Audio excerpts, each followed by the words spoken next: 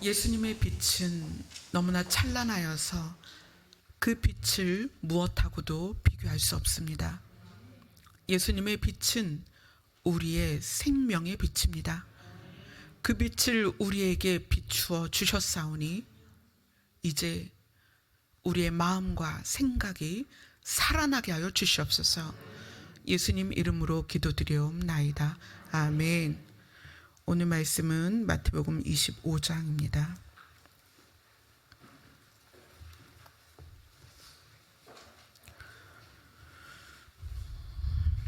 마태복음 25장 31절부터 33절까지입니다. 함께 읽겠습니다. 시작. 인자가 자기 영광으로 모든 천사와 함께 올 때에 자기 영광의 보좌에 앉으리니 모든 민족을 그 앞에 모으고 각각 구분하기를 목자가 양과 염소를 구분하는 것 같이 하여 양은 그 오른편에 염소는 왼편에 두리라. 아멘. 제가 목회자로서, 그러니까 목회자의 딸로 살다가 목회자의 아내로 살다가 목회자가 됐어요. 그래서 많은 유형의 목회를 보았고 경험했고 지나왔습니다. 저는 저의 목회를 성공한 목회가 되기를 원합니다. 성공한 목회가 뭘까? 그래서 목사님들이 세미나를 굉장히 많이 다닙니다. 성공한 목회를 하기 위해서. 목회의 성공은 다른 게 아니에요. 교회 크기도 아니고 성도의 수에 있지 않습니다. 목회의 성공은 성도가 천국 가는 것입니다. 그래서 저는 제 목회가 성공했으면 좋겠습니다. 오늘 예배를 드리는 단 한 사람도 잃지 않고 하나님 앞에 구원받기를, 이 땅에서 받는 구원과 하나님의 나라에 들어가는 구원을 이루는 그 순간까지, 그래서 여러분이 천국문을 열고 거기에 들어가는 그 순간까지 제가 여러분에게 조금이라도 도움이 된다면 저는 그것이 제 목회의 성공이라고 생각합니다. 저는 개인적으로 제 인생이 성공을 하고 싶습니다. 제 인생의 성공은 천국에 들어가는 것입니다. 제가 여러분과 신앙생활을 하고 여러분 앞에서 이렇게 강단에 섰다고 해서 제 인생이 성공인가? 아닙니다. 제 인생의 성공은 천국 안으로 들어가는 거예요. 만약에 교회가 더 부흥이 돼서 몇만 명이 모여도 제가 마지막 때 주님 앞에 섰을 때 천국문 안에 들어가지 못한다면 저는 완전히 실패한 인생이에요. 그래서 여러분들이 성공한 인생을 살게 하시려고 하나님이 성경을 주셨습니다. 여러분 인생을 성공시키는 유일한 방법이 성경에 있습니다. 그래서 저는 그것을 나누는 거예요. 우리 성공합시다. 아멘. 성공은 어디 가서 확인하느냐? 이 땅에선 절대 성공을 확인할 수 없습니다. 우리의 성공은 천국 안에서 확인하는 거예요. 목사님도 오셨네요.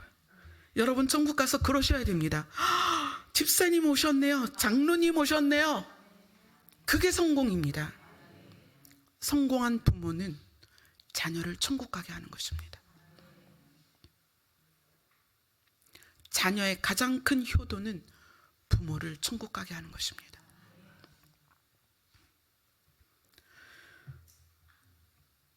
그래서 제가 오늘 여기에 쓰는 것은 여러분이 천국에 가는 그 과정 안에서 조금이라도, 정말 조금이라도 도움이 될 수 있다면 그런 마음으로 서는 거예요.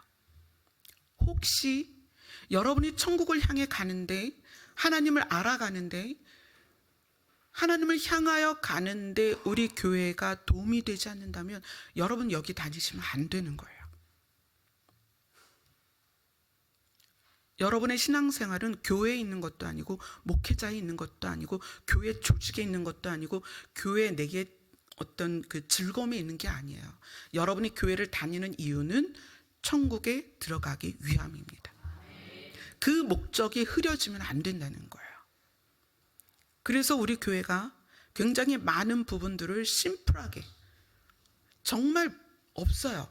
조직도 없고 프로그램도 없고 행사도 없고 아무것도 없어요. 왜 그럴까요? 너무 많은 것들이 본질을 흐리게 하기 때문에 그래요. 그게 다 나쁘다는 게 아니에요. 본질이 명확해져서 그 본질을 바로 붙잡고 있다면 그 다음에는 구제를 해도 되고 그 다음에는 자기 맡은 달란트를 감당해도 됩니다. 그런데 그렇게 막 감당하며 달려가다 보면 또 본질을 놓치는 게 우리라는 거예요. 그럼 그때는 어떻게 해요? 멈춰야 돼요. 2월 1일부터 2월 마지막 날까지 제가 작정 기도를 시작했어요. 그래서 성전에서 오후 3시부터 밤 10시까지 7시간 작정 기도를 들어갔습니다. 부득이하게 신방이 예정되어 있었던 그날은 신방을 갑니다. 또 주일이나 토요일 날은 부득이하게 그 시간을 다 채우진 못해요. 하지만 2월 한 달은 대부분 저는 이 강단에 앉아 있을 것입니다. 2월 1일 날 첫 기도를 하러 왔는데 그 시간에 사실 아무도 없는 시간이었어요. 근데 2월 1일 날 오후 3시에 기도하러 왔더니 황태수 안수 집사님이 계신 거예요. 그래서 1시간을 얼마나 크게 소리를 질러서 기도를 해주시는지 제가 힘이 됐어요. 여러분이 여기에 이렇게 앉아 있는 것, 우리 조상들의 기도, 우리의 선조들의 기도, 믿음의 선배들의 기도, 여러분의 부모의 기도가 있었다는 거예요. 그래서 저는 이제 앞에서 조용히 기도하고 집사님 이제 기도하시는데 그 눈물의 기도를 들으면서, 그래서 하나님이 자녀들을 반드시 선한 길로 이끄시는구나. 여러분 기도하셔야 돼요. 성공한 부모가 되시려면 기도하셔야 됩니다. 그래서 자녀들이 한 명도 빠짐없이, 손자들이 한 명도 빠짐없이 천국 문으로 들어가야 합니다. 아멘. 이 마태복음 25장 앞에는 이제 25장은 그거죠. 세 가지 비유가 있습니다. 열처녀 비유, 달란트 비유, 그리고 양과 염소의 비유. 그래서 우리가 이 양과 염소의 비유에 대해서 계속 보고 있는데 이 25장 지나서는 이제 쭉 어떤 내용이에요. 예수님이 팔리고 붙잡히고 고난당하고 십자가에 못 박히고 죽으시고 이런 과정이 나와요. 그래서 25장은 예수님께서 제자들에게 직접 열처녀 비유, 달란트 비유, 양과 염소의 비유를 말씀하십니다. 이건 뭐냐면 신앙생활을 보통은 교회를 다니는 것으로 생각하는데 교회를 다니는 것이 전부가 아니다라는 걸 이야기를 해주는 거예요. 진짜와 가짜가 있다. 진짜와 짝퉁이 있다. 그 얘기를 해주시는 거예요. 예수님이 팔리시고 붙잡혀 가시기 직전에 제자들에게 얼마나 그 엑기스를 알려주고 싶겠어요. 예수님 입장에서는. 근데 그 엑기스가 뭐였냐면 이 25장의 세 가지 비유였다는 거예요. 열처녀 비유나 달란트 비유나 양과 염소의 비유는 너희가 다 나를 따라다니지만, 너희가 다 내 앞에 있지만, 너희가 다 지금 내 이야기를 듣고 있지만 진짜와 가짜가 있다. 주님 앞에 서면 진짜와 가짜를 분리하실 것이다. 이것이 심판입니다. 진짜와 가짜를 구분하는 것이 심판입니다. 그래서 24장에 가면 그러니까 이제 이 진짜와 가짜를 이야기하시기 전에 24장은 무슨 얘기냐면 마지막 때에 대한 이야기예요. 성전이 무너뜨려질 거고 재난이 있을 것이고 또 큰 환란이 있을 것이고 내가 오는 것을 너희가 볼 것이다 라고 예수님이 그 마지막 때에 대한 이야기를 쭉 하십니다. 그런데 그 전에 23장에서는 무엇을 얘기하시느냐? 마지막 때를 이야기하시기 전에, 마지막 때를 이야기하시고 그 다음에 진짜와 가짜를 얘기하셨는데, 이 마지막 때를 이야기하시기 전 23장에 굉장히 중요한 얘기를 하세요. 23장, 마태복음 23장 13절을 읽겠습니다.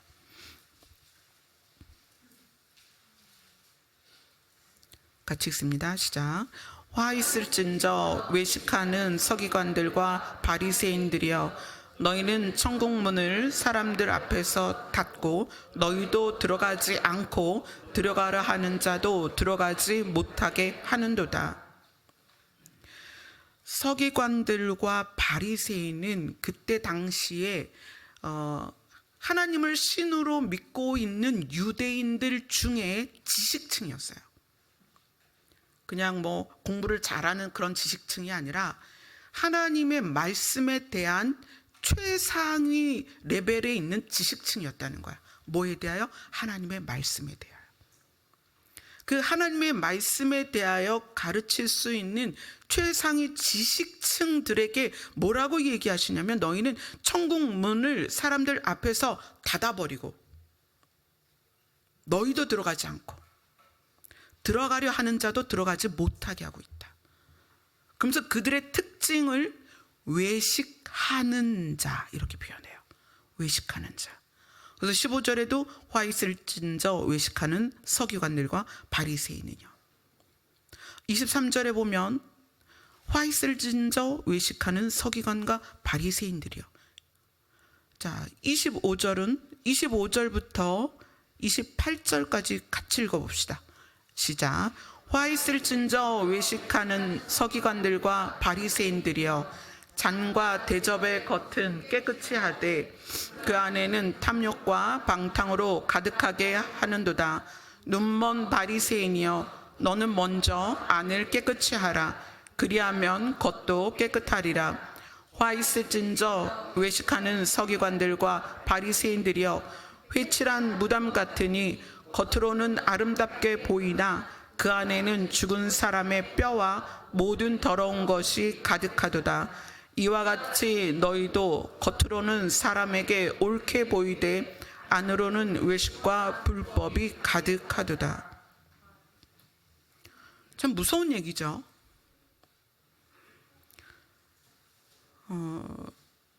우리는 사실 이 부분을 발견하기 어렵습니다. 말씀 잘 전하는 목사님, 카리스마 있고 리더십이 있고 봉사도 많이 하고 헌신적인 목사님, 그건 다 밖으로 드러날 수 있습니다. 장로님, 권사님, 뭐 여러 가지 사역자들, 또 교회 내에서 시스템에 의해서 세워진 담당자들 많이 있습니다. 많은 사람들 앞에 드러나고 그들의 헌신이 때로는 존경받을 수 있는 그런 모습일 수 있습니다. 그런데 하나님은 뭘 보겠다고 하시냐면, 너희의 안을 보겠다. 잔과 대접의 겉이 깨끗한가를 보는 게 아니라 그 안에 뭐가 들었는지를 보겠다. 이렇게 말씀하시는 거예요. 회칠한 무덤이 대표적인 그런 표현이죠. 무덤인데 회라는 거는 하얀 색깔이거든요. 아무리 깨끗하게 회를 칠해도 속은 무덤이라는 거예요. 무덤을 아무리 하얗게 칠해도 무덤 자체가 무덤이 아닌 걸로 바뀌진 않아요. 그러니까 하나님은 무엇을 보겠다? 너희의 외모를 보는 것이 아니라 너희의 중심을 보겠다. 여기에서 외모는 예쁘냐 안 예쁘냐를 본다는 게 아니에요. 서기관들과 바리새인들이 어떤 모습으로 표현이 되냐면 잔과 대접의 겉은 깨끗한데 그 안에 탐욕과 방탕으로 가득하다, 이렇게 얘기를 해요. 서기관들과 바리새인들에게 뭐라고 말씀하시냐면 너희는 회칠한 무덤 같아서 겉으로는 아름답게 보이나 그 안에는 죽은 사람의 뼈와 모든 더러운 것이 가득하다. 예수님께서 이 이야기를 하시면서 종교 지도자들 그리고 최상위 지식층들에게 이야기를 쭉 하시고, 그 다음에 24장에 가서 성전이 무너지고 마지막 때가 올 것이고 환란이 있을 것이고 내가 올 것이다, 내가 와서 그 다음 우리가 보는 25장이 뭐냐면 진짜와 가짜를 구별할 것이다, 그렇게 말씀을 이어가시는 거예요. 그리고 나서 어떻게 되는 거예요? 팔려가고 십자가의 길을 가시는 거죠. 저는 그래서 우리가 교회가 뭘 하느냐, 또 내가 교회에서 뭘 맡아서 하느냐, 내가 무슨 사역을 하느냐, 그거보다도 우리의 내면을 좀 보자는 거예요. 내면을. 제가 블로그 글을 한참 쓸 때 하나님께서 비전, 그러니까 환상을 하나 보여주신 적이 있어요. 환상 가운데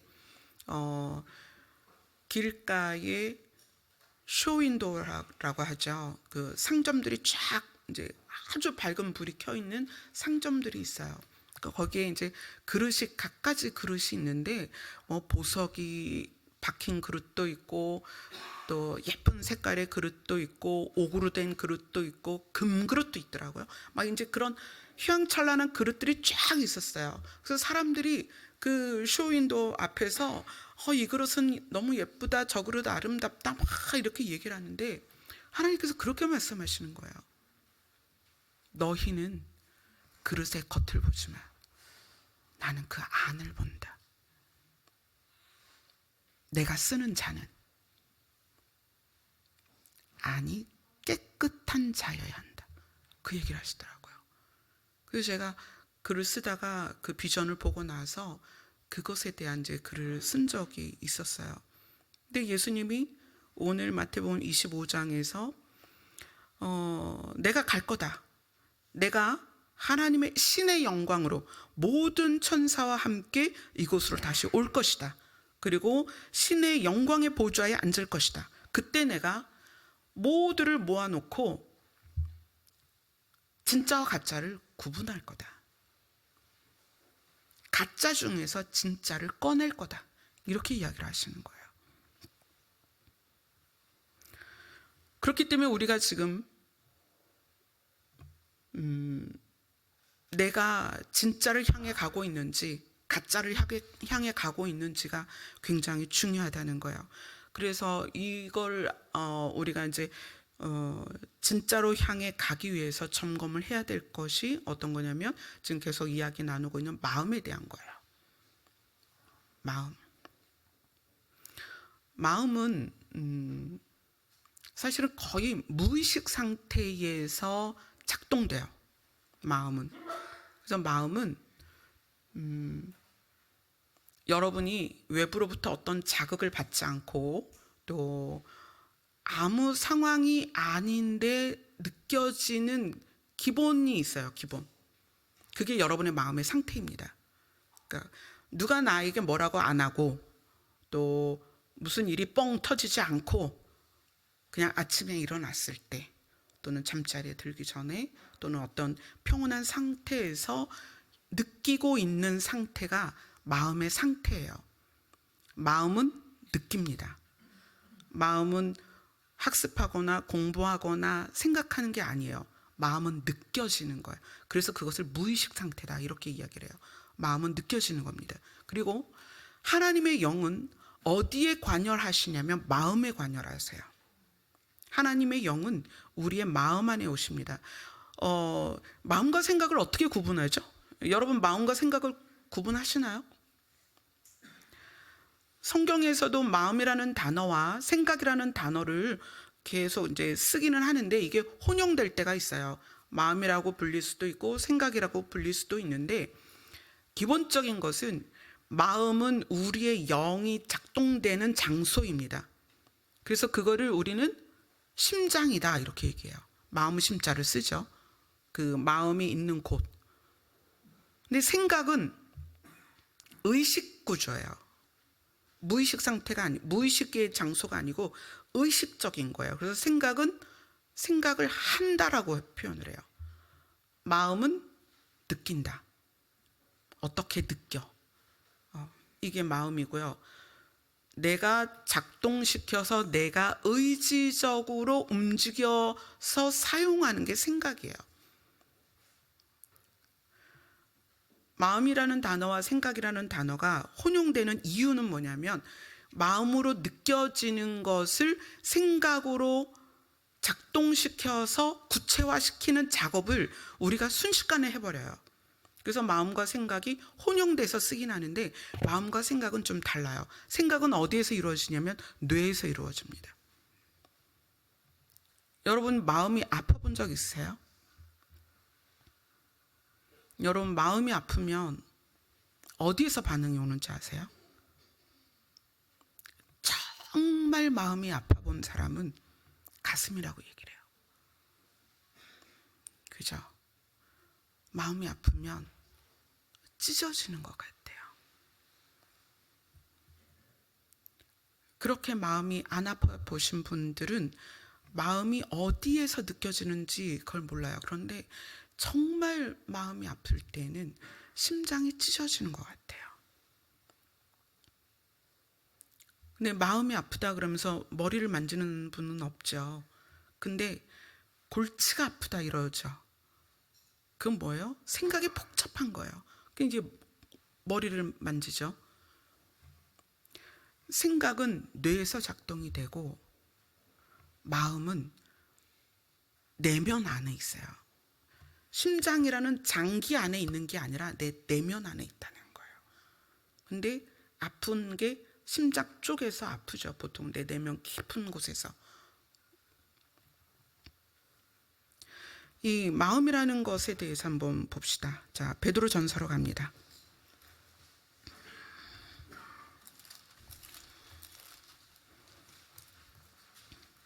베드로전서 3장 21절입니다.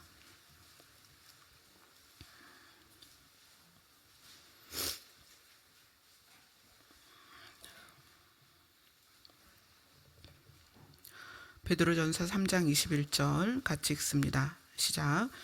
물은 예수 그리스도께서 부활하심으로 말미암아 이제 너희를 구원하는 편이 곧 세례라. 이는 육체의 더러운 것을 제하여 버림이 아니요 하나님을 향한 선한 양심의 간군이라. 세례에 대해서 표현할 때 세례는 보통 이제 성경은 여기서 이제 세례라고 표현하지만 원래는 이게 침례거든요. 예수님도 침례를 하셨고 그 당시엔 다 침례를 했어요. 세례 요한의 세례도 침례였습니다. 침례는 물에 들어갔다 나오는 거기 때문에 사람들은 보통 그 육체의 더러운 것을 제하는 의식처럼 느꼈어요. 근데 그게 아니다. 침례는 세례는 뭐냐면 하나님을 향한 선한 양심의 간구다. 양심은 어떤 뜻이냐면 옳고 그름. 양심은 옳고 그름, 선과 악을 구별해내는 마음이에요. 구별해낼 수 있는 의식이에요. 선한 것과 악한 것을 구별해낼 수 있는 의식인데 선한 양심이에요. 그러니까 선한 것과 악한 것에서 선한 걸 선택할 수 있는 마음. 그것이 내 안에서 하나님을 향하여 반응하는 거예요. 자, 그 전에는 하나님을 알지 못할 때에는 내 안에 양심은 있는데 선과 악을 구별할 수 있는데도 불구하고 악을 선택하는 양심이었다. 양심. 그런데 세례를 받았다는 것은 하나님이 믿어진 거잖아요. 하나님이 믿어지니까 하나님의 영이 내 안에 들어와서 내 마음 안에서 작동을 하시는 거예요.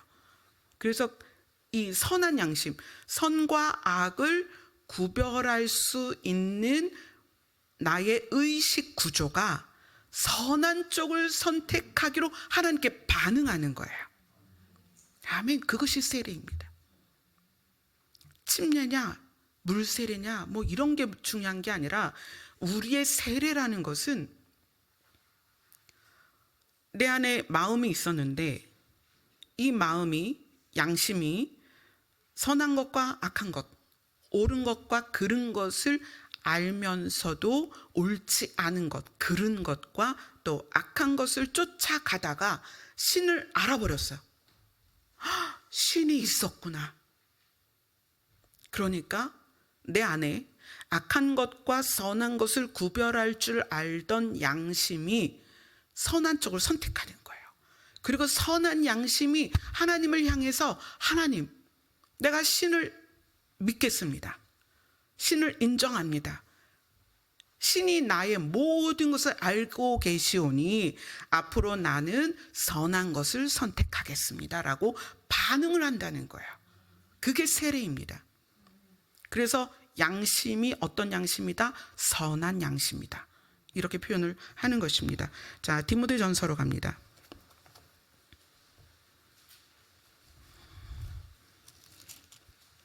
디모데전서 4장 1절 2절.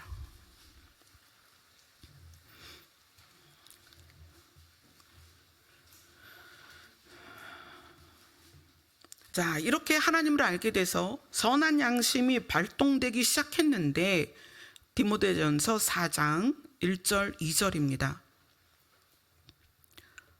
신약성경 339페이지 디모데전서 4장 1절 2절 같이 있습니다. 시작. 그러나 성령이 밝히 말씀하시기를 후일에 어떤 사람들이 믿음에서 떠나 미혹하는 영과 귀신의 가르침을 따르리라 하셨으니 자기 양심이 화인을 맞아서 외식함으로 거짓말하는 자들이라. 이건 아주 충격적인 얘기입니다. 하나님이 믿어졌어요. 그래서 선한 양심, 우리의 양심이 선한 양심이 되어서 이 선한 양심이 하나님을 향하여 내가 하나님께 이제 하나님이 원하시는 대로, 하나님이 우리에게 가르치시는 대로 그렇게 살겠습니다라고 반응을 했던 우리의 선한 양심이 성령께서 지금 말씀해 주시는 거예요. 어떤 사람들이 믿음에서 떠나 미혹하는 영과 귀신의 가르침을 따르리라. 따르게 될 것이다. 어떤 사람들이? 그건 모르죠. 여러분, 장담하면 안 돼요. 우리의 믿음을. 어떤 사람들이 어떻게? 미혹하는 영과 귀신의 가르침을 따르리라 하셨으니 자기 양심이 화인을 맞아서 외식함으로 거짓말하는 자들이라. 믿음에서 떠나는 사람들이 드러나는 모습이 뭐다? 외식함이다. 거짓말을 하겠다. 자, 외식이라는 말을 아까 마태복음 23장에서 봤죠. 성경에 가장 퀄리티 있는 지식을 갖고 있는 그 사람들에게 예수님이 뭐라고 그러셨어요? 화 있을진저 외식하는 자들이요. 이 외식이 뭐다? 여러분, 외식이 뭐인 것 같아요? 자기를 좋게 꾸미는 거예요. 좋게 꾸며서 드러내는 거예요. 또 외식은 어떻게 표현이 되냐면 영어 성경에서는 이거를 외식한다라고 번역을 하지 않았어요. 위선자라고 번역을 해놨어요. 마태복음 23장이 화 있을진저 위선하는 자들이요, 이렇게 표현이 됐어요. 위선자는 뭘까요? 여러분들 그 위선자 이러면 되게 어감이 나쁘죠. 이 위선자는 사전적으로는 뭐라고 표현이 되어 있냐면 착한 채 한다 이렇게 되어 있어요. 착한 채 한다. 위선자. 속은 안 그런데 겉으로만 착한 채 한다. 이게 위선자입니다. 근데 그 위선자 또는 외식하는 자가 어떻게? 전에는 하나님을 믿었는데 믿음에서 떠났어요. 미혹하는 영과 귀신의 가르침을 따라간 거예요. 선한 양심이었는데 화인을 맞아서 어떻게 됐다? 외식함으로 거짓말을 하는 자들이 되었다. 되게 무서운 얘기죠. 그래서 바울이 우리에게 그렇게 이야기를 하는 거예요. 너희가 구원을 받은 건 맞아. 그런데 어떻게 해라? 구원을 이루어 가라. 우리가 구원받은 건 맞습니다. 세례를 통해서 우리의 선한 양심이 하나님께 반응을 했단 말이에요. 그런데 우리가 우리의 마음을 관리하지 않으면 미혹하는 영에게 미혹이 되어서 어떻게 된다? 믿음에서 떠났는데 외식하는 거예요. 믿음이 있는 것처럼. 착하지 않은데 착한 것처럼 그런다는 거예요. 근데 그렇게 살다가 어느 날 개인적으로 하나님 앞에 섰을 때 또는 전체적으로 예수님이 오셨을 때 그분 앞에 섰을 때 하나님은 분별을 하시겠다는 거예요. 진짜냐 가짜냐. 굉장히 심각한 얘기거든요. 우리가 지금 이렇게 서로 마주보고 있지만, 여러분과 제가 이렇게 마주보고 있지만, 또 영상으로 함께 전국에서 예배를 함께 드리고 있는 많은 분들이 계십니다. 그분들도 영상으로 저를 보고 있지만 제가 다음 주에 또 여기 설 수 있을까? 누가 장담하죠? 장담할 수 없습니다. 제가 그걸 경험을 했어요. 찬미를 뱃속에 가졌을 때 주일학교 교사로 이렇게 강단에서 설교하다가 쓰러졌었어요. 작은 아이가 뱃속에 있을 때에는 밥을 하다가 기절했어요. 그냥 나중에 저 혼자 깨어났어요. 그거 참 허무하더라고요. 혼자 깨어나니까. 2017년에도 의식을 잃어가면서 버튼을 누른 게 사실 정말 다행이었죠. 부목사님이셨어요. 그래서 달려오셔서 찬미하고 저하고 둘이 있을 때였으니까 차에 실어서 응급실을 갔죠. 그래서 응급실 가서 어느 정도 있다가 이제 정신이 깨어났어요. 안 깨어나면 끝이죠. 여러분, 우리가 주님 앞에 서는 거 막연한 미래의 일이 아니에요. 누구나 쉽게 금방. 그래서 하나님이 저에게 죽음이라는 걸 보여주셨어요. 저는 죽음이 굉장히 무섭고 두렵고 아주 먼 이야기인 줄 알았어요. 근데 죽음이 너무나 하늘하늘한 커튼 하나더라고요. 얇은 커튼이 제 앞에 이렇게 바람에 흔들리는데 하나님께서 그렇게 하셨어요. 말씀을. 이것을 지나서 나에게 오는 것이 죽음이다. 죽음이 이런 거예요. 커튼 한 장인데 다 들여다 보이는 아주 그 순백에 그냥 콧김에도 흔들리는 그런 얇은 커튼이었는데 그걸 지나는 게 죽음이다. 죽음이 이렇게 쉬운 거였어요? 이럴 수 있는 거구나. 저는 제가 목회하면서 가장 큰 소원은 여러분들과 여러분의 부모와 여러분의 가족들, 여러분의 자녀가 구원받는 것입니다. 천국 가는 것입니다. 여러분이 주님 앞에 섰을 때 여러분 전부 다 진짜로 서는 것입니다. 그게 제 소원입니다.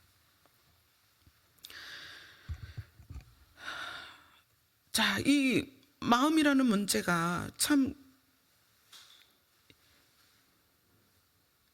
양심이 화인을 맞는다는 거예요. 양심이. 선한 양심이었는데 화인을 맞아서 미혹이 되고, 그래서 위선자가 되고 외식하는 자가 된다는 거예요. 믿음을 떠나서. 그럼 어떻게 해야 되느냐? 자, 하나님의 영이 우리 안에 들어오셔서 우리의 마음을 만지시고 우리의 마음을 그리스도의 장성한 분량이 되도록 가르치십니다. 그래서 너희는 따로 배울 필요가 없다. 하나님의 영이 우리 안에서 우리를 가르치신다. 그런데 그렇게 가르치심을 받으면서도 왜 우리는 진전이 없을까요? 성령님은 하나님의 영이시기 때문에 우리 안에 들어오셔서 하나님의 비밀과 이 성경에 있는 신령한 것으로 우리를 가르치십니다. 우리의 마음을. 근데 왜 우리의 마음이, 또 우리의 그 믿음이, 또는 우리의 삶이 극적으로 바뀌지 않느냐는 거예요. 그게 왜 그러냐면 생각 때문에 그래요. 우리는 생각이, 그래서 성경이 그렇게 얘기하죠. 너희는 나면서부터 생각이 어떻다? 악하다. 자, 아담이 혼자 지내다가 하나님이 아담 혼자 있는 게 좀 쓸쓸해 보이셨어요. 그래서 아담을 재워놓고 갈비뼈를 뽑아서 하와를 만들었습니다. 그래서 하와를 아담 앞에 딱 데리고 왔을 때 아담이 그냥 느낀 거예요. 막 머리를 굴려 생각한 게 아니라 자기 아내 하와를 딱 보자마자 느꼈어. 어떻게 느꼈어요? 내 뼈 중에 뼈요. 내 살 중에 살이다. 하나님이 알려준 게 아니야. 그런데 자기 몸에서 뽑아서 아름답게 만들어서 하나님이 나에게 주셨다라는 게 그냥 느껴진 거예요. 하나님의 그 마음을 가지고 있었기 때문에 그렇게 느낀 거예요. 그런데 사단이 와서 선과 악을 알게 하는 열매에 대해서 이야기를 하고 그걸 먹게 하죠. 그걸 먹고 나서 이제 생각을 합니다.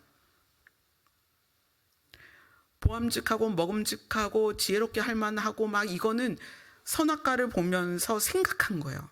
그죠? 뇌를 가동시킨 거예요. 마음으로 그걸 본 게 아니라 생각한 거예요. 왜 그렇게 생각했냐면 사단이 던졌거든요. 힌트를. 너 하나님처럼 될 수 있어. 이거 먹으면. 그게 생각한 거예요. 생각하고 보니까 그래 보여. 그래서 그걸 먹었어요. 자, 선과 악을 알게 되었습니다. 아담이 선과 악을 알게 되고 나서 아내에 대한 평가가 어떻게 됐어요? 악한 걸 선택하죠. 어떻게? 하나님이 주신 저 여자 때문에 내가 선악과를 먹었습니다. 하와가 선악과를 아담의 입에 쑤셔든 게 아니잖아요. 그죠? 자기가 입을 벌려서 자기가 먹었잖아요. 물론 동기는 하와한테 있었어요. 그런데 자 보세요. 선과 악을 알게 하는 열매를 먹으면 정령 죽으리라를 하나님이 누구한테 말씀했을까요? 아담에게 말했어요. 아담이 그걸 들었단 말이에요. 그리고 하와한테 얘기를 해줬겠죠. 근데 하와가 그걸 가지고 왔어요. 그럼 아담 자신이 먹질 말았어야죠. 아니면 그걸 들고 하나님께 가서 하나님 먹지 말라고 그랬잖아요. 근데 하와가 가져왔어요. 이게 안 먹는 게 좋겠죠? 하나님하고 얘기를 했었어야죠. 프리토킹이 가능한 시대인데 그걸 안 했단 말이에요. 우리 같으면 하겠죠. 누가 선악과 갖고 오면 그거 들고 막 하나님과 대화가 가능하다며. 하나님 여기로 이사할까요 말까요? 하나님 이 학교를 갈까요 말까요? 얼마나 재밌어요. 그죠?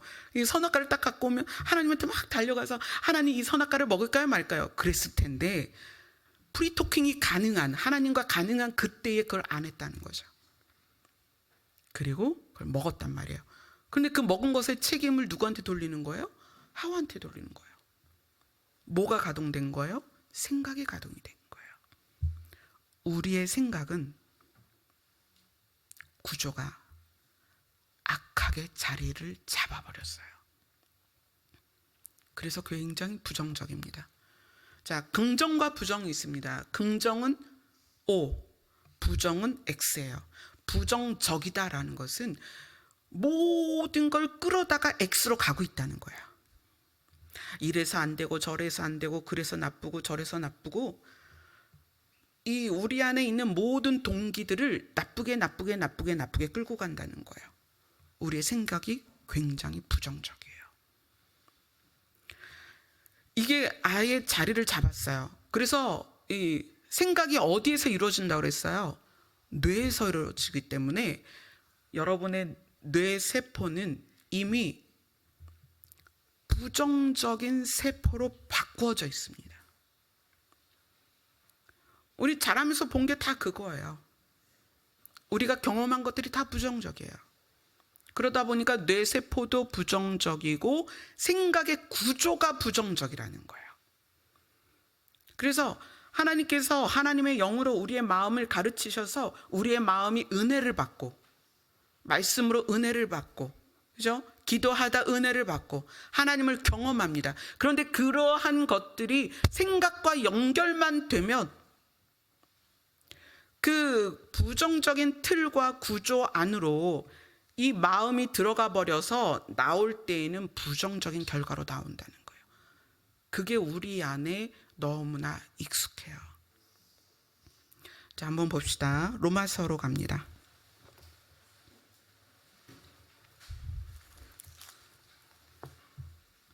로마서 1장 21절입니다.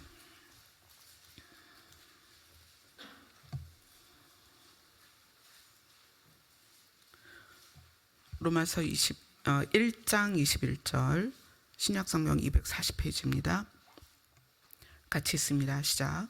하나님을 알되 하나님을 영화롭게도 아니하며 감사하지도 아니하고 오히려 그 생각이 허망하여지며 미련한 마음이 어두워졌나니. 자, 전제 조건이죠. 하나님을 알되. 전제 조건이 하나님을 아는 것입니다. 이미 하나님을 알았고 하나님을 믿었고, 전제 조건이 하나님을 알았다는 거예요. 그런데 하나님을 알지만 하나님을 영화롭게도 안 하고 감사하지도 않고 그 생각이 허망하여지며 미련한 마음이 어두워졌는데, 또 그 상태에 대해서 또 뭐라고 얘기하냐면 로마서 1장 28절입니다. 28절부터 32절까지 같이 읽습니다. 시작. 또한 그들이 마음에 하나님 두기를 싫어하며 하나님께서 그들을 그 상실한 마음대로 내버려 두사 합당하지 못한 일을 하게 하셨으니 곧 모든 불의, 추악, 탐욕, 악의가 가득한 자요, 시기, 살인, 분쟁, 사기, 악독이 가득한 자요, 수군수군하는 자요, 비방하는 자요, 하나님께서 미워하는 자요, 능욕하는 자요, 교만한 자요, 자랑하는 자요, 악을 도모하는 자요, 부모를 거역하는 자요, 우매한 자요, 배악하는 자요, 무정한 자요, 무자비한 자라. 그들이 이 같은 일을 행하는 자는 사형에 행한다고 하나님께서 정하심을 알고도 자기들만 행할 뿐 아니라 또한 그런 일을 행하는 자들을 옳다 하느니라. 하나님을 알되 그 마음에 하나님 두기를 싫어해서, 그래서 하나님께서 그들을 그 상실한 마음대로 내버려 두사. 이건 무슨 표현이냐면 상실했다. 하나님을 상실해버린 거예요. 선한 양심을 상실해버렸어요. 그리고 그 상실한 마음이 흐르는 대로 내버려 두셨다는 거예요.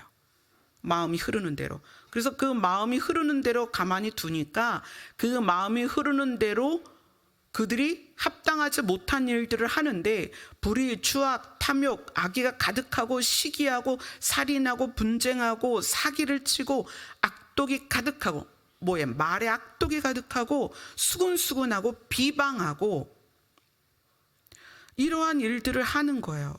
자, 그러면 마음이 흐르는 것을, 여기에는 그 상실한 마음대로 내버려 두사 이렇게 얘기했는데, 이거를 다시 표현하면 마음이 흐르고 있다는 거예요. 자기가 원하는 대로 가는데 하나님을 그 마음에 두기를 싫어하고, 하나님을 알지만 하나님을 영화롭게 하지 아니하고 감사하지 아니하고, 생각이 허망하여지고 미련한 마음이 미련한 대로 어두워져 가고 있다는 거예요. 이것을 제동을 걸어야 된다는 거예요. 그러지 않으면 양심이 화인을 맞아서 어떤 자가 된다? 외식하는 자가 된다. 여전히 교회를 오고 여전히 헌금하고 여전히 찬양하고 여전히 말씀을 강단에서 전하는데 이 겉모양은 그런데 그 속에 하나님이 없다는 얘기예요. 그래서 예수님이 오시면 진짜와 가짜를 구분하겠다, 양과 염소를 나누겠다, 그 얘기를 하시는 거예요. 그러면 우리의 마음의 흐름을 점검하고 마음의 흐름을 정지시켜야 될 거 아니에요. 마음은 무의식 상태로 흘러가기 때문에 그걸 정지시키는 건 의식적으로 해야 됩니다. 그게 뭐냐면 생각이에요. 생각.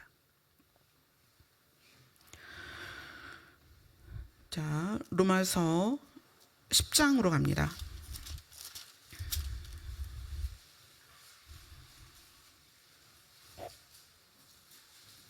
로마서 10장 10절입니다.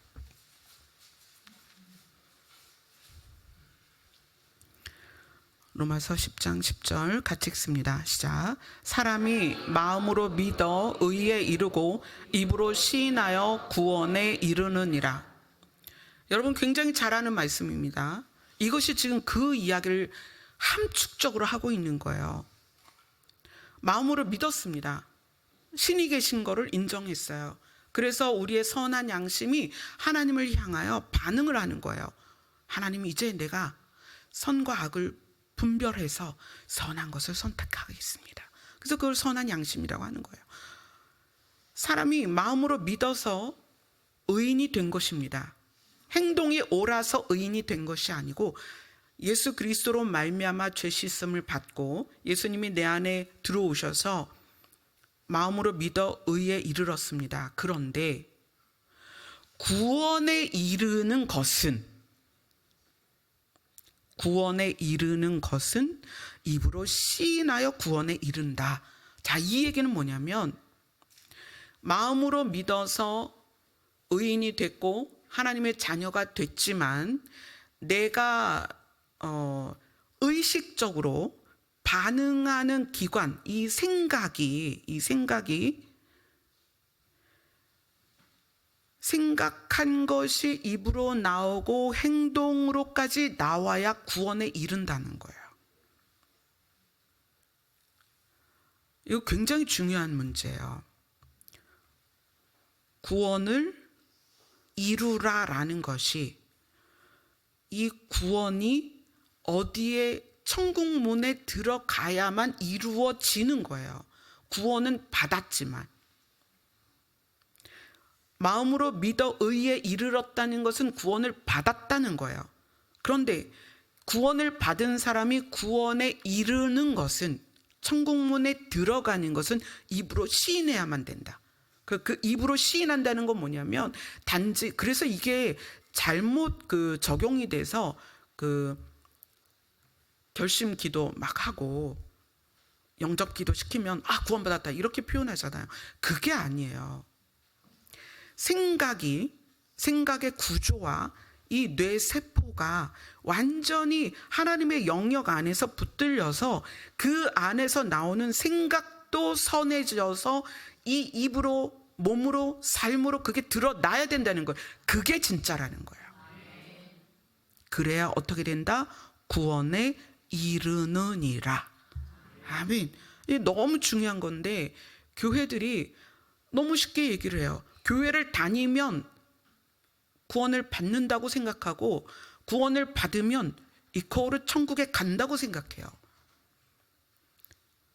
예수님은 잡히시기 직전에 3가지 비유를 해주십니다.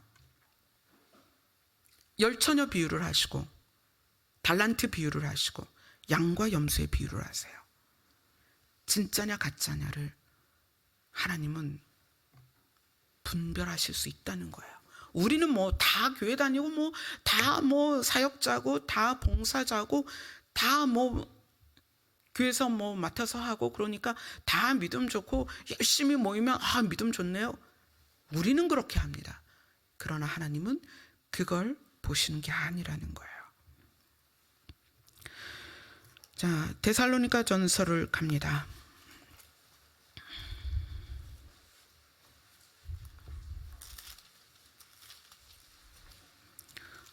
데살로니가 전서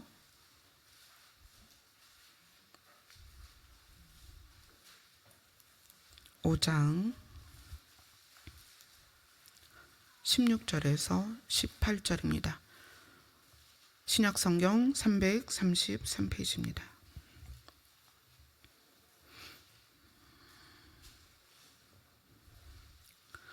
데살로니가 전서 5장 16절에서 18절까지 같이 있습니다. 신약성경 333페이지 같이 있습니다. 시작. 항상 기뻐하라, 쉬지 말고 기도하라, 범사에 감사하라. 이것이 그리스도 예수 안에서 너희를 향하신 하나님의 뜻이니라. 여러분 그거 궁금하죠? 하나님의 뜻이 뭘까요? 저 그 질문 정말 많이 받습니다. 목사님, 하나님께 물어봐 주세요. 하나님의 뜻을 알고 싶습니다. 성경은 분명하게 이야기합니다. 항상 기뻐하라, 쉬지 말고 기도하라, 범사에 감사하라. 이것이 그리스도 예수 안에서 너희를 향하신 하나님의 뜻이니라. 여기서 항상 기뻐하라 이것은 갈라디아서에 나오는 성령의 열매 중에서 그죠? 희락을 기쁨이다. 또 희락은 이제 두 개예요. 기쁨과 즐거움. 성령이 우리 안에 계시면 우리의 마음이 기쁘고 즐겁다. 왜냐하면 우리의 결론을 깨달으니까. 아멘. 그래서 항상 기뻐하라 그것은 우리의 결론을 깨닫고 그 은혜를 주신 기쁨 안에서 살아라 그 얘기예요. 이 기쁨은 머리로 생각해서 얻어지는 게 아닙니다. 마음으로 느끼는 거예요. 쉬지 말고 기도하라는 것은 그 기쁨을 빼앗기지 말라는 거예요.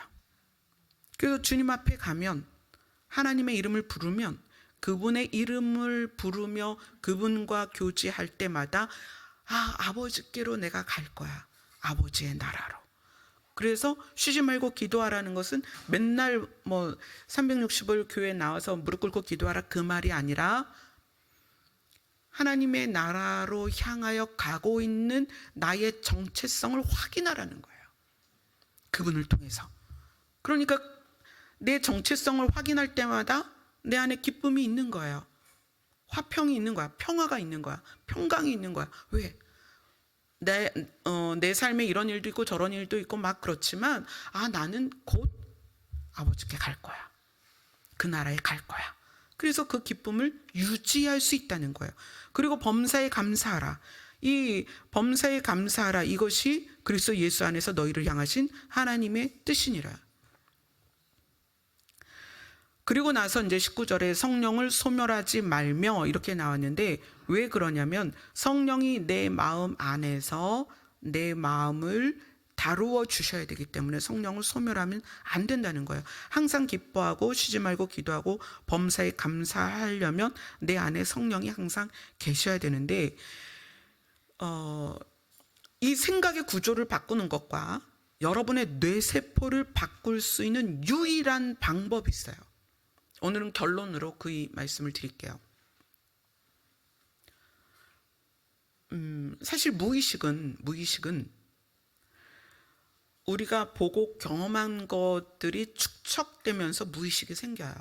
뭐 예를 들어서 태어나 보니까 어머니 아버지가 있는데 아버지가 늘 술을 먹고 도박을 하고 아내와 자녀를 때리고 돈을 안 벌어와서 늘 엄마는 고생을 하고 그걸 이제 보고 자랐다면, 그걸 보고 자란 아들은 무의식 가운데 나도 아빠처럼 되면 어떡하지, 이런 두려움이 생겨요.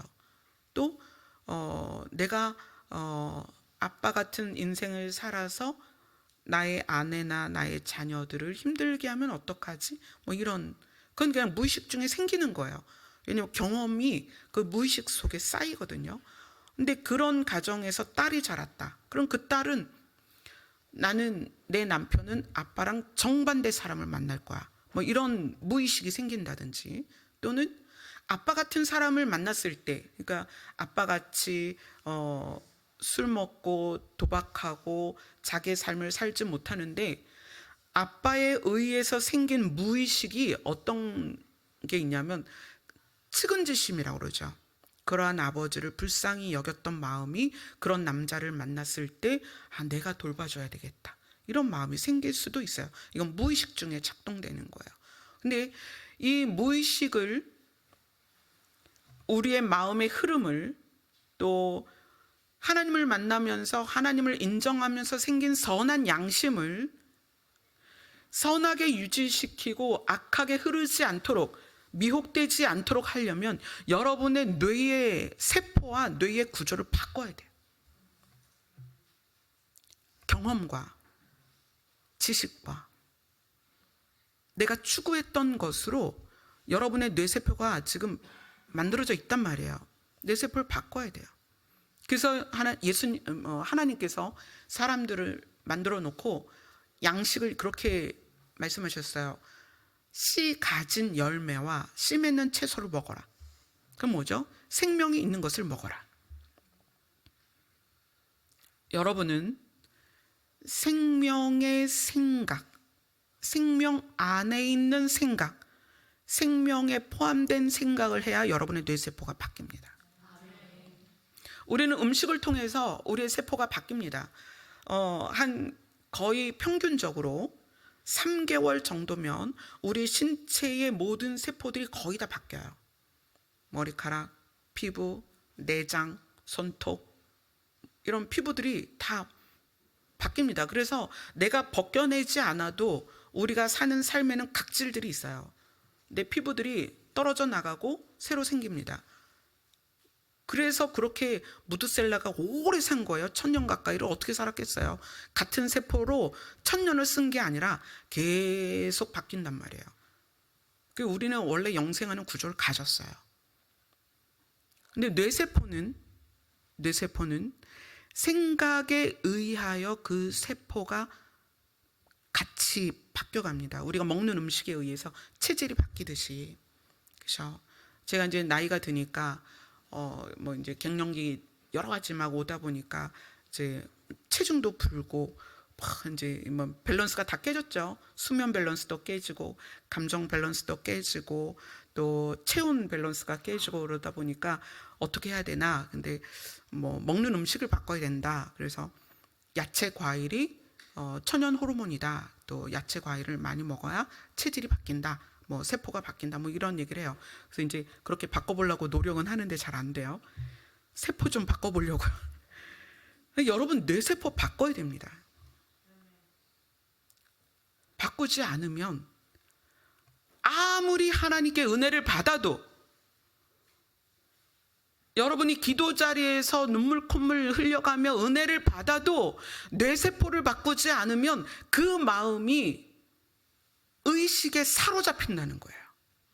무의식의 마음이 의식에 사로잡혀서 생각에 끌려갑니다. 그래서 하나님은 우리의 마음을 주장하지만 사단은 생각을 작동시키는 거예요. 우리의 생각을 파고들어서 우리 뇌세포에 적응되어 있는 생각의 종류들을 뿌려주는 거예요. 그러니까 우리는 그 생각을 붙잡고 또 가는 거예요. 내 영을 성령께서 아무리 만져도 이 뇌가 생각의 구조를 바꾸지 않으면 굉장히 힘들어요, 이게. 현현하는 예수님을 만나도 뇌세포를 바꾸지 않으면 어렵다는 거예요. 여러분의 뇌세포와 뇌의 구조를 바꿔버릴 수 있는 유일한 방법이 뭐냐면 감사하는 거예요. 자, 감사는 어떤 의미냐? 우리의 모든 과정을 긍정화시키는 거예요. 너무 멋있지 않아요?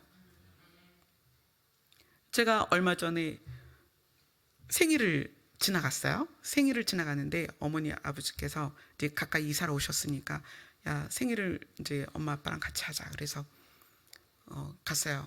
케이크 사들고 갔는데 이제 초를 꼽는데 55개 꼽을 수는 없잖아요. 그래서 55짜리 그 숫자를 꼽았어요. 숫자를 2개를 꼽고 이제 촛불도 끄고 박수도 치고 노래도 하고 막 그랬어요. 근데 저희 어머니께서 그러시는 거예요. 55년 만에 네 생일 처음이구나. 55년 만에 부모님과 케이크를 처음 잘랐어요. 왜 그랬을까요? 뭐 다 사연이 있는 거죠. 부모님 부모님대로, 저는 저대로 사연이 있으니까. 부모님과 한 자리에서 생일 초를 켜본 게 55년 만에 처음이라는 거예요.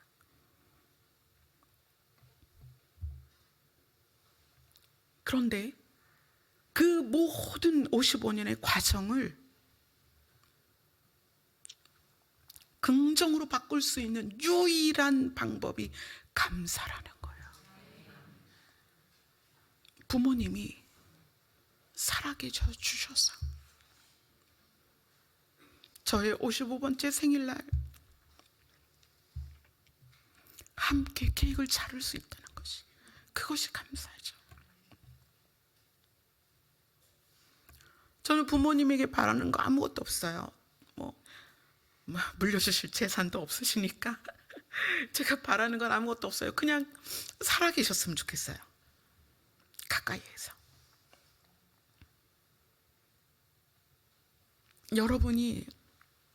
여러분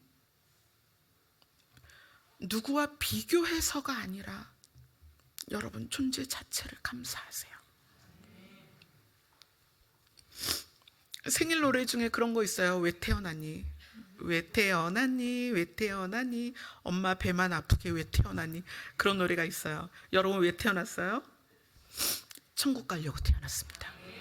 여러분 태어나지 않았으면 천국 갈 수 없습니다. 여러분의 존재 이유는 천국에 가기 위함이에요. 하나님이 여러분을 이 땅에 왜 태어나게 했을까요? 정말 가시와 엉겅퀴가 나는 이 땅에 여러분이 왜 태어났을까요? 하나님이 굳이 왜 여러분을 이 땅에 태어나게 했을까요? 천국 가게 하시려고요. 아멘. 너무 감사하지 않아요? 우리가 그 나라 가면 신의 나라에서 신과 함께 신처럼 변한 우리가 그 나라에서 영원히 살게 될 것입니다. 아멘.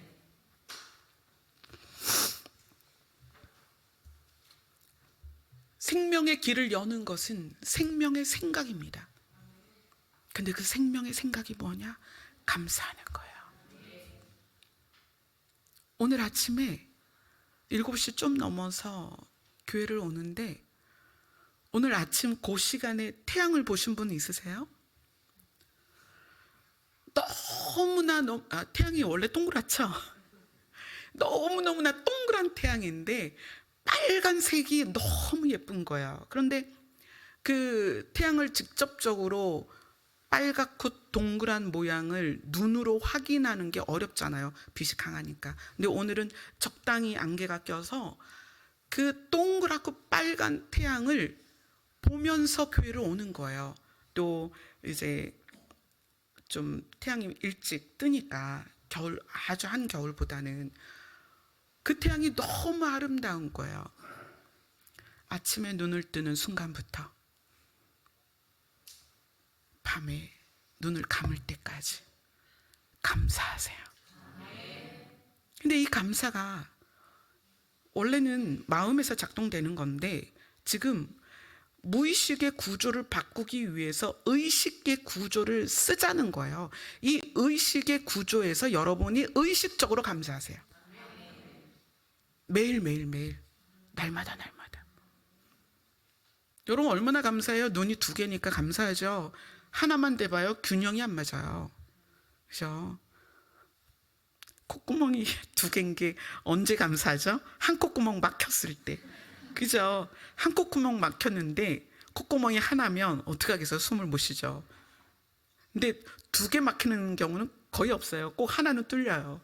그 숨 쉬고 살으라고. 모든 게 감사해요. 물론 이제 힘든 일도 있고 어려운 일도 있고 참 싫은 일도 있고 그렇죠. 그러나 이 과정이 지나면 어디에 갈 거다? 하나님의 나라에 가게 될 것입니다. 아멘. 그래서 여러분들이 여러분의 뇌세포와 뇌의 구조를 빨리 바꾸셔야 돼요. 그래야 여러분의 마음이 그리스도의 장성한 분량까지 자라납니다. 돌멩이도 있고 가시덤불도 있는데 이건 이제 치워야 될 거 아니에요. 그 유일한 방법이 뭐다? 생각의 구조를 바꾸는 거다. 이 뇌세포를 바꾸는 거다. 예수님이 그래서 그렇게 말씀하세요. 너 나를 먹어라. 내가 너를 살리고 싶은데 너 나를 먹어라. 내 살과 피를 먹어버려라. 이렇게 얘기하세요. 무슨 얘기예요? 체질을 바꿔버려라. 신의 체질로 바꿔라. 근데 어떻게 먹어요? 내 눈에도 보이지도 않는데. 예수님은 안 보이잖아요. 오시면 뜯어 먹겠는데 예수님이 안 보인단 말이에요. 어떻게 먹어요? 여러분의 뇌세포와 뇌구조를 바꾸는 유일한 방법은 감사하는 것입니다. 해보세요. 여러분의 의식을 여러분이 붙잡고 의식적으로, 무의식이 아니라 의식적으로 감사를 하면 이 무의식 세계가 바뀌어요. 그래서 하나님이 우리에게 은혜를 주시는 만큼 또 성령께서 우리 안에서 일하시는 만큼 우리가 무럭무럭 자라게 될 것입니다. 아멘. 기도하겠습니다.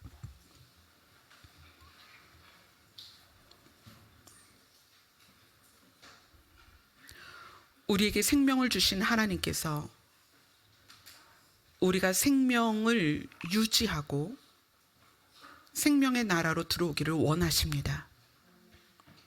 이제 우리의 뇌세포와 뇌의 구조를 바꿀 수 있도록 도와주시옵소서. 우리의 입술이, 우리의 생각이 늘 감사로 가득하게 하여 주시옵소서. 예수님 이름으로 기도드리옵나이다. 아멘. 우리의 뇌세포와 우리의 뇌의 구조를 바꾸는 찬송을 올려드리겠습니다. 보아라 즐거운 우리 집.